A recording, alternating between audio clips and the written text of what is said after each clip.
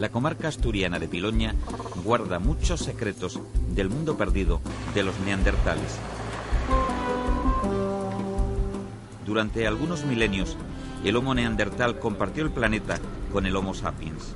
Hoy, entre el 1 y el 4% de la sangre que corre por nuestras venas tiene origen neandertal. Este grupo de experimentados detectives científicos quiere desentrañar lo que ocurrió una mañana, podemos imaginar que parecida a esta, pero de hace 50.000 años, cuando 12 individuos neandertales fueron sometidos a prácticas caníbales. La Cueva del Sidrón tiene respuestas a preguntas fundamentales para entender un pasado que también es nuestro.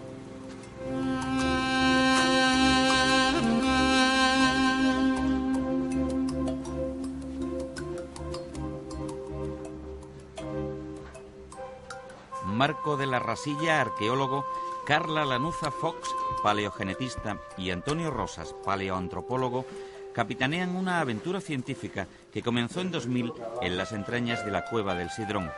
Antes, en 1994, un grupo de espeleólogos descubrió restos fósiles que se pensó que podían pertenecer a refugiados de la guerra civil y la posguerra, pero que databan de casi 50.000 años atrás. Hace 50.000 años, por causa de un colapso, los restos neandertales entraron desde esta zona hasta este lugar y se han concentrado aquí en estas trampas naturales.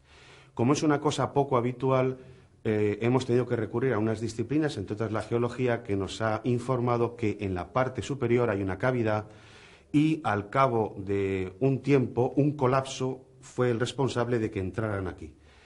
Aquí lo que tenemos es un nivel arqueopaleontológico realmente extraordinario, porque podemos ver in situ, es decir, antes de que hayan sido extraídos del sedimento, diferentes restos de neandertales.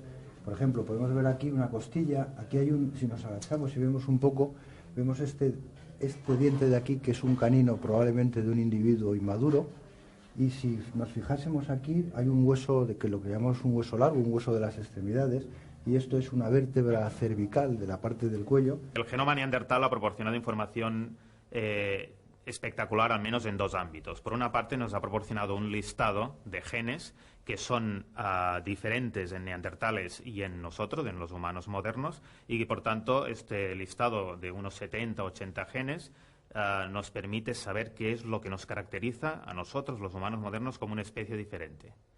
Y, por otra parte, también nos ha proporcionado evidencias de que en el pasado hubo flujo genético, es decir, cruzamiento entre los neandertales y nuestros antepasados cuando salieron de África, cerca, probablemente alrededor de unos 80.000 años. La Cueva del Sidrón tiene unos 500 metros. Hacia la mitad del camino, tras atravesar diversos pasajes subterráneos, se llega a la Galería del Osario, donde se han encontrado hasta el momento unos 1.900 restos fósiles pertenecientes a 12 individuos neandertales que fueron canibalizados hace unos 50.000 años. Se trata de 3 mujeres, 3 hombres, 3 adolescentes, 2 niños y un bebé. En el estudio de la superficie de los huesos hemos identificado lo que se denominan marcas de corte, es decir, las marcas que dejaban los cuchillos de piedra cuando los esqueletos eran descarnados. Ha habido un ejercicio de descarnamiento, aparte de otras huellas como por ejemplo mordeduras o fracturas del hueso, lo cual nos está indicando que aquí, digamos, tenemos los restos de unos neandertales que habían sido canibalizados. Es decir, aquí tenemos representado en el Sidrón un ejemplo francamente bueno y que ilustra un evento de canibalismo en la vida de los neandertales. Un asunto sobre el que todavía no ha arrojado luz ningún estudio es el relativo a la explicación que hay detrás de las prácticas caníbales en los neandertales. Aquí el debate que está detrás del fenómeno del canibalismo está en saber si esta práctica de antropofagia se producía como consecuencia de problemas alimenticios, de periodos de hambruna, de mala alimentación, en cuyo caso tenían que recurrir a consumir a sus propios congéneres, o si, por el contrario, o en paralelo, estas prácticas de antropofagia están asociadas a algún tipo de ritual. Estamos viendo una lasca de sílex que llamamos, es una pieza de un material que además procede de esta zona y que forma parte de las herramientas que habían realizado los neandertales para las actividades fundamentales que estamos comentando aquí, canibalismo, etcétera. En el Departamento de Arqueología de la Universidad de Oviedo se estudian estos fragmentos, algunos retocados y otros, llamados lascas, provenientes de la manipulación de los cantos rodados que conforman el núcleo. Mediante un proceso de remontaje, a modo de puzzle, se reconstruyen las piedras originales. Estos materiales entonces se han utilizado, entre otras cosas, para hacer las herramientas con las que después han cortado los tendones o han separado la carne de los restos de hueso que hemos encontrado, y las marcas de corte que se ven muy bien en algunos huesos proceden de la manipulación con estas piedras que se ven aquí.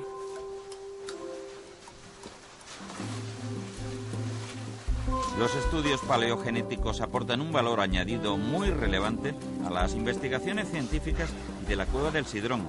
De ahí que cuando se encuentra un fósil que puede contener información valiosa, se pone en marcha un protocolo para la extracción completamente aséptica. Los restos destinados a análisis paleogenético se recogen en condiciones de esterilidad, se congelan y se envían al laboratorio del Instituto de Biología Evolutiva de Barcelona. Mediante un proceso, digamos, bastante parecido al que se utiliza en algunas muestras en vivo, acabamos separando la parte de ácidos nucleicos de la parte orgánica, es decir, proteínas, lípidos y, en este caso, sales minerales, y a partir de este extracto en el cual tenemos millones y millones de fragmentos de ADN del genoma de estos individuos, pero también de las bacterias que están en el suelo, que están viviendo, por decirlo así, en la muestra, somos capaces de recuperar fragmentos de ADN que nos interesen o, eventualmente, incluso genomas completos. El estudio del ADN en los neandertales es la última revolución en el campo de la evolución humana. Por primera vez se dispone de una fuente informativa independiente de las tradicionales, arqueología, paleontología o antropología. A partir del genoma se pueden conocer características como el aspecto físico, el sistema inmunitario, el metabolismo o la fisiología.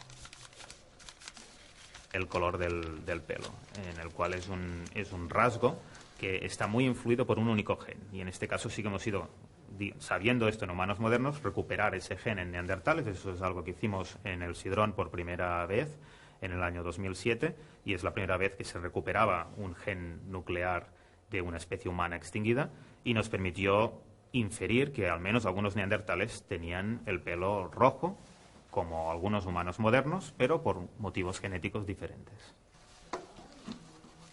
A partir de los estudios de ADN se ha descubierto que los neandertales estaban equipados biológicamente para hablar. Los neandertales tenían la capacidad del lenguaje, no sabemos si exactamente igual que nosotros, pero obviamente los cambios genéticos que están por debajo de esta construcción que necesitamos nosotros, de la construcción cerebral que necesitamos para instalar el lenguaje, ellos también la tenían. Con una singularidad respecto a otras excavaciones neandertales, en la Cueva del Sidrón se han encontrado muchos restos humanos y apenas animales y vegetales, aunque sí han aparecido fragmentos de lirones, pequeños caracoles, ranas y sapos, lo que indicaría que el clima es similar al nuestro. Por su parte, los restos humanos permiten un dibujo bastante ajustado sobre cómo era el hombre de Neandertal. Tenemos una combinación de características muy peculiar, porque es un cuerpo muy ancho, unos segmentos ligeramente más cortos y una cara aparentemente primitiva, robusta, pero ya he dicho antes, muy derivada, muy evolucionada a su manera, y un gran cerebro. El conjunto de estos caracteres, ¿qué nos da? Un neandertal, es decir, una especie distinta a la nuestra. Los hallazgos arqueológicos desmienten algunos estereotipos.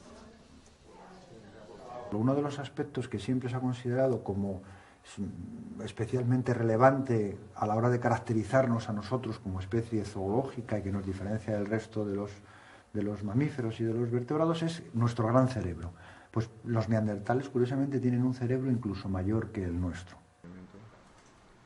En el Museo de Ciencias Naturales del Consejo Superior de Investigaciones Científicas se analizan y clasifican los fósiles que permiten ahondar en el conocimiento de los restos encontrados en la cueva del Sidrón, y de manera extensiva se estudian las características del hombre de Neandertal, que estuvo evolucionando en Europa durante casi medio millón de años. Los neandertales son, por tanto, los auténticos aborígenes de Europa, donde estuvieron viviendo solos hasta hace unos 40.000 años, cuando empezaron a llegar al continente poblaciones del Homo sapiens, también llamados cromañones, que venían de África. Los últimos neandertales empiezan, por ejemplo, a desarrollar un sentido estético, en tanto que aparecen adornos corporales, pigmentos para pintarse, y entierran a sus muertos, con lo cual significa que han desarrollado un cierto contenido de simbólico o percepción o autopercepción de la muerte. Dos niveles que acaban drenando en la misma poza. Los 12 individuos neandertales que hace 50.000 años fueron canibalizados y cuyos restos han sido descubiertos aquí no vivían en la cueva, un ámbito completamente inaccesible, sino que llegaron a ella a consecuencia de un fenómeno natural, probablemente una gran tormenta. Estos restos vienen de la parte externa. Eso ha llevado a empezar a encontrar las respuestas en el exterior.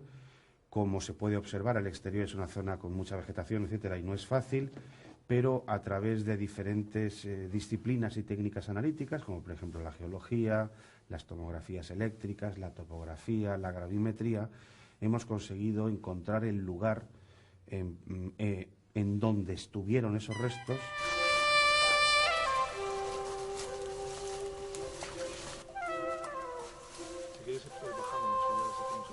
En algún lugar cercano y similar a este, transcurría la vida de una población de neandertales, seguramente no muy numerosa.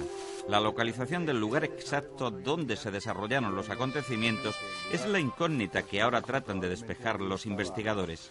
La calidad original, el río viene por ahí, entonces se sume ahí debajo, que es algo análogo a lo que ocurriría en su momento, y los grupos humanos estarían aquí. Y el registro quedó aquí. En su momento se produce, se llena todo este sistema de agua, una tormenta importante, y al destaponar entra todo por el agujero por donde entra el río y por el otro agujero por la cavidad. 50.000 años después de los hechos, en una mañana clara de otoño, los tres tenores de la ciencia y sus respectivos equipos buscan nuevas pruebas que les ayuden a completar el puzzle.